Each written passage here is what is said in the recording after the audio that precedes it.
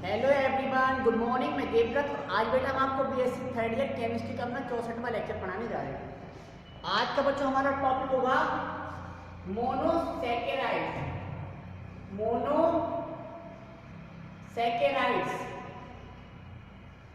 Monosaccharides बेटा ऐसे carbohydrates जिनके हाइड्रोलाइसिस पर इनसे छोटे या एक भी मोनोसैकेराइड यूनिट प्राप्त नहीं होती, वो कहलाते हैं मोनोसैकेराइड। इनसे छोटे कार्बोहाइड्रेट प्राप्त ना हो या हाइड्रोलाइसिस पर कार्बोहाइड्रेट ना ले तो वो है मोनोसैकेराइड। अब मोनोसैकेराइड का हम क्लासिफिकेशन करेंगे बेटा। मोनोसैकेराइड का क्लासिफिकेशन आपको बेटा जब कार्बोहाइड्रेट की डेफिनेशन पढ़ाई थी तब हमने बताया था कि पॉलीहाइड्रोक्सी एल्डिहाइड तथा polyhydroxy ketone are known as carbohydrate. अर्थात यहां पर हम बेटा ग्रुप के बेस पर, किसके बेस पर? ग्रुप के बेस पर, यानी कि ऑन द बेसिस ऑफ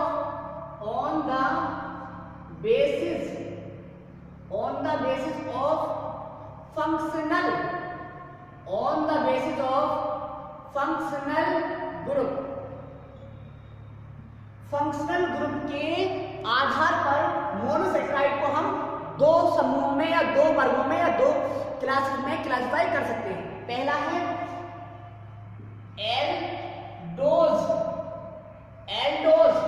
दूसरा होगा कीटोज। एल्डोज, दूसरा कीटोज। कीटोज मतलब हैविंग बेटा कीटोन ग्रुप, ठीक। एल्डोज मतलब हैविंग एल्डिहाइड ग्रुप, ठीक। हैविंग एल्डिहाइड ग्रुप और ये हैविंग कीटोन ग्रुप। इसका एग्जांपल आपने पढ़ा है फ्रक्टोज में कीटोन ग्रुप, इसका आप पढ़ते हैं ग्लूकोज, ठीक। तो एक श्रेणी हमें प्राप्त हो गई एल्डोज और दूसरी श्रेणी हमें प्राप्त हो गई कीटोज। तो कीटोज को बेटा हमें लिमिटेड पढ़नी है, मतलब केवल फ्रक्टोज में ही कीटोन ग्रुप आता है।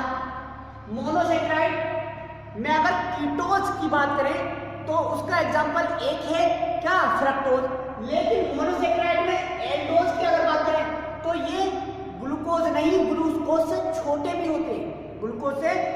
भी होते हैं, मतलब अब हम ये जो एल्डोज है बेटा,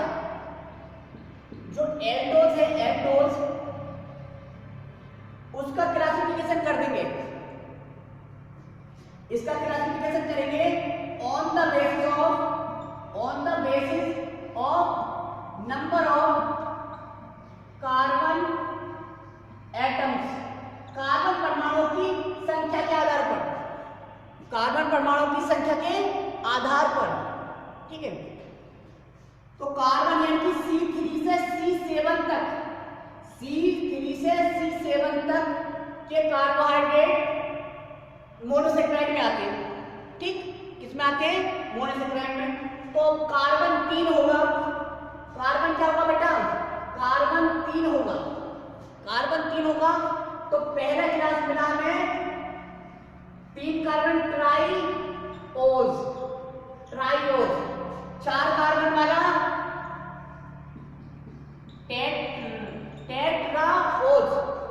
टेट्राओज या tetrose.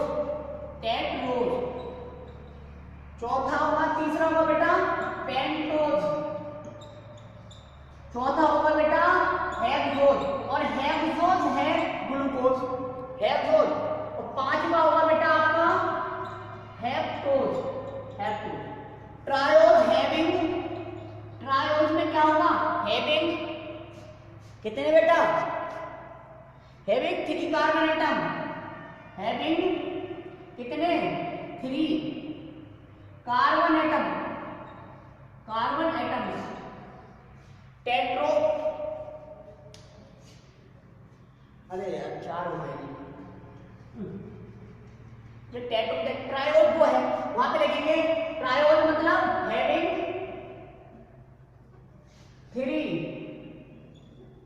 Three carbon atoms. Pentose में हैविंग 4 कार्बन एटम्स, पेंटोज में 5, हेक्सोज में 6 और हेप्टोज में 7। खत्म। ठीक, ये तो हो गया। अब देखिए बेटा,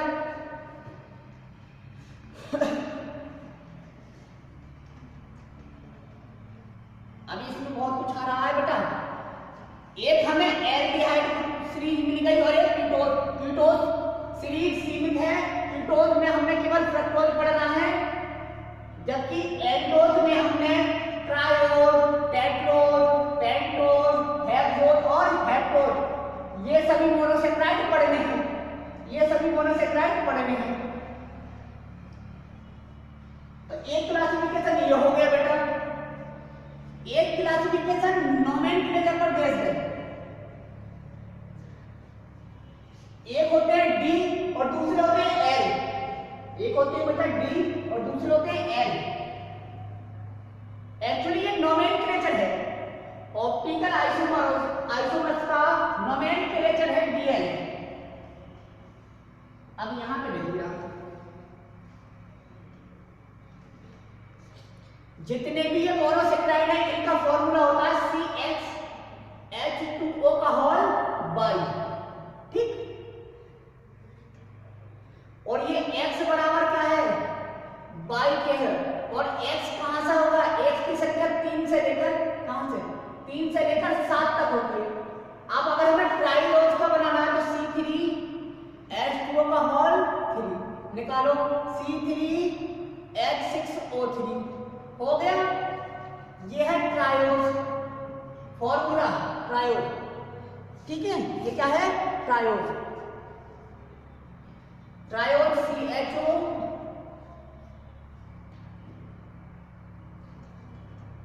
COH H CH2OH। ठीक है बेटा। अब इसमें एक ही स्टीरियोजेनिक सेंटर है, यहां तो नाम में कोई गड़बड़ नहीं होगा। तो इसका नाम तो सीधा सीधा क्या है, डी ग्लिसरैल्डिहाइड। डी ग्लिसरैल्डिहाइड, ये हो गया ट्रायोज। बात कर ले हम टेट्रोज की। इसकी टेट्रोज क्या फॉर्मूला होगा, C4H8O4। यही तो होगा। 4 लगा के देखो, C4H2O का होल 4, तो 4 दूनी 8 ऑक्सीजन निकाल। ठीक है, ये क्या है, टेट्रोज। ये क्या है, टेट्रोज। ये है बेटा टेट्रोज। अब यहां से सीरीज बन जाएगी बेटा टेट्रोज से। कहां से, टेट्रोज से। यदि आपसे पूछें कि कार्बन 3 संख्या वाला मोनोसेक्राइड तो क्या है, ग्लिसरैल्डिहाइड। क्या है, ग्लिसरैल्डिहाइड। डी ग्लिसरैल्डिहाइड कार्बोहाइड्रेट है। देखिए आप, C4 मतलब CHO, ऐसे लिख देता हूं मैं। ठीक है, दो कायरल कार्बन है, 2 कायरल कार्बन। ठीक है, कितने कायरल कार्बन बेटा, 2 कायरल कार्बन। ठीक, OH OH H H।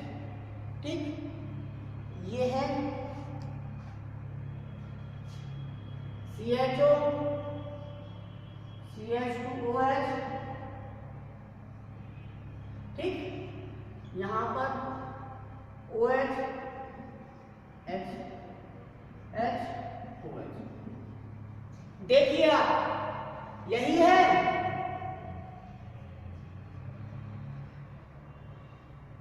दो कायरल सेंटर हैं। ये स्टार का मतलब है बेटा कायरल कार्बन है या एसिमेट्रिक कार्बन है। ये इसे कहते हैं बेटा हम इरीथ्रियोज। इरीथ्रोज, इसे कहते हैं थ्रोज। इसे कहते हैं, यह है इरीथ्रोज, इसका नाम है थ्रोज। ये नाम कैसे आया? तो यहां पे लिख सकते हैं बेटा, केवल ऐसे ऑप्टिकल आइसोमर या ऐसे कार्बोहाइड्रेट बेटा जिनमें दो एसिमेट्रिक कार्बन होते हैं, यदि उन दोनों एसिमेट्रिक कार्बन एटम्स के सेम साइड सेम ग्रुप हो तो वो कहलाता है इरीथ्रियोज, और यदि सेम साइड सेम ग्रुप ना हो तो वो कहलाता है थ्रियोज, वो कहलाता है थ्रियोज। तो यहाँ पे दो कार्बन थे, दोनों पर कंफिग्रेशन, यहाँ पे भी कंफिग्रेशन अलग है, ठीक है, तो दोनों पे अलग अलग है, इसलिए थ्रियोज। यहाँ देखो दोनों कायरल कार्बन पर कंफिग्रेशन सेम है, ले तो बे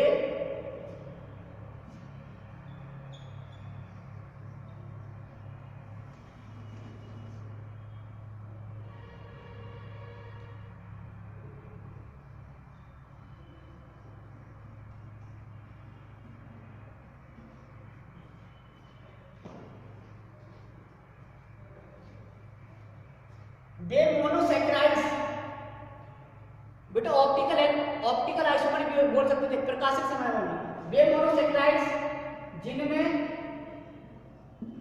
केवल दो कायरल कार्बन या एसिमेट्रिक कार्बन भी बोल देते होते हैं, और यदि दोनों कायरल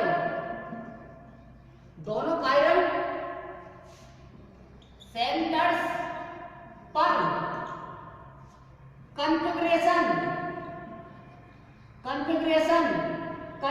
का मतलब होता है विन्यास बेटा। तो विन्यास जो देखो इस कार्बन पर भी एक जैसा है और इसमें भी, इसके ठीक, पर कॉन्फ़िगरेशन सेम हो तो उसे इरीथ्रियोज कहते हैं,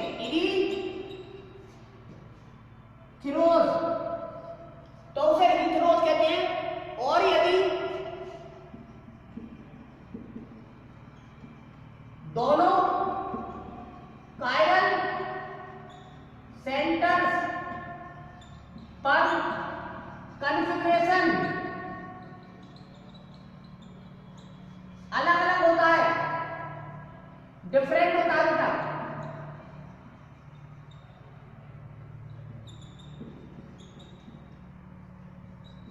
तो उसे थ्रियोज कहते हैं।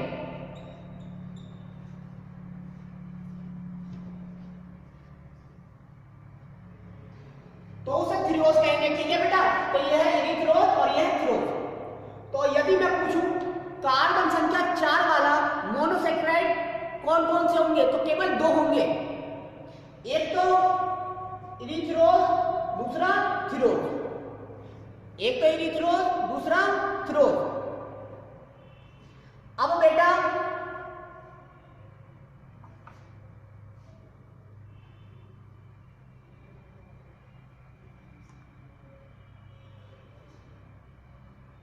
डी और एल सीरीज जान ले जरा, हम क्या जान ले, डी और एल सीरीज। ये हो गया, यहां पर ये भी डी इरीथ्रोज है, ये भी डी थ्रियोज है, ये डी इरीथ्रोज और ये डी थ्रियोज। नाम कैसे है? तो दो सीरीज हमें मिल जाएंगी, एक डी सीरीज और एक एल सीरीज। बात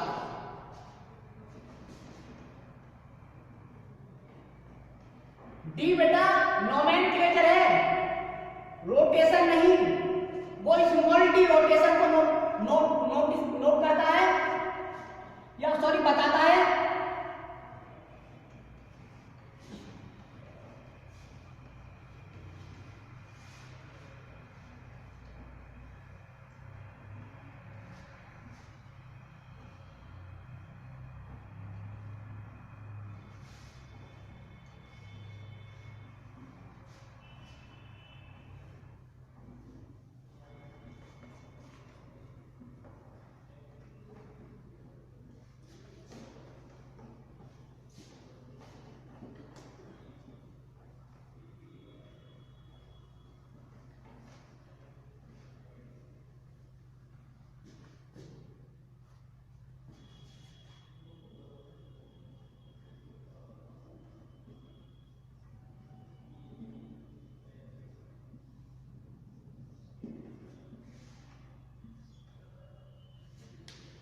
या मोनोसेकेराइड की जगह क्या लिखाएंगे हम, एल्डोज। एल्डोज जो होगा वो दो प्रकार का होगा, डी एल्डोज और एल एल्डोज, डी एल्डोज और एल एल्डोज।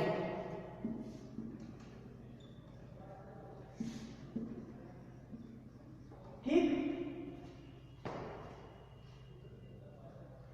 डी मतलब तो देखो हाईएस्ट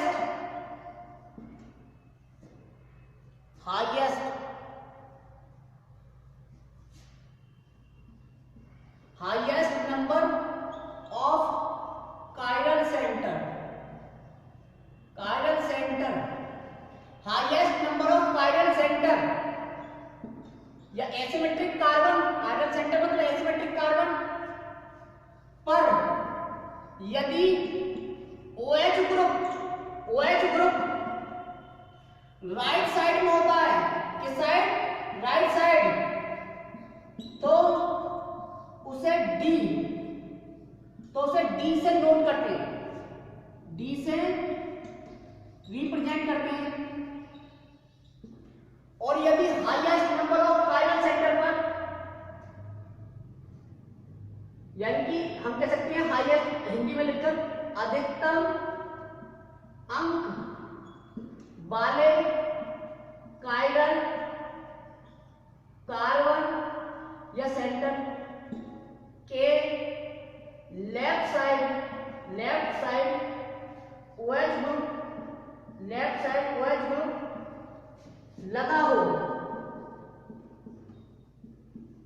तो उसे एल से डिनोट करते हैं, ठीक है,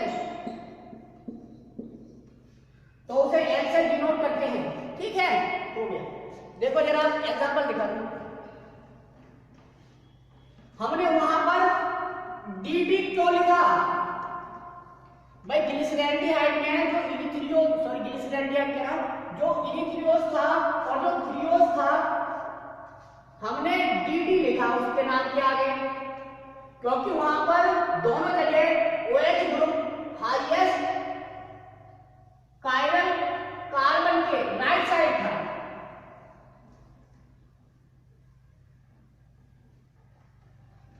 देखो जरा,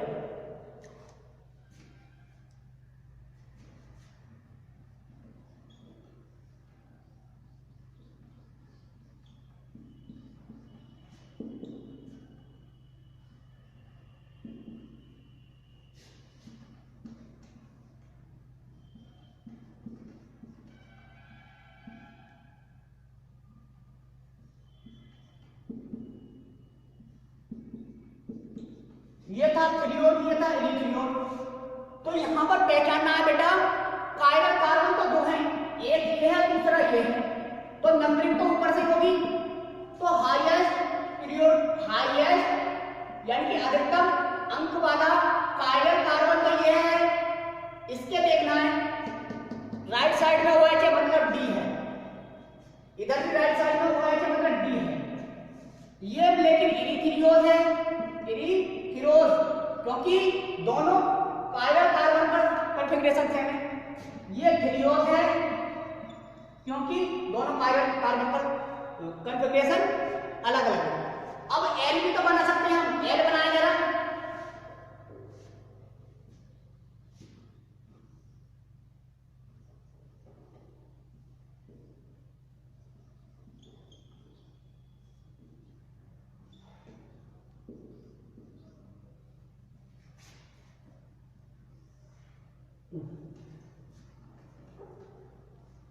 यहां बना दूंगा,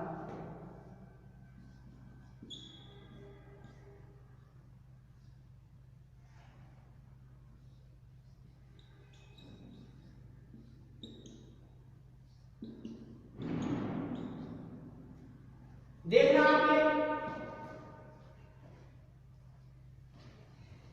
ये क्या है, इरिथ्रियोज है और ये थ्रियोज है, लेकिन ये एल है, एल इरिथ्रियोज और ये डी इरिथ्रियोज, डी थ्रियोज, सॉरी डी क्यों, एल ही। ये एल थ्रियोज, ठीक। यहां पर देखा जो हाईएस्ट नंबर वाला कार्बन था उसकी लेफ्ट साइड में OH है, यहां पर भी लेफ्ट साइड में OH है,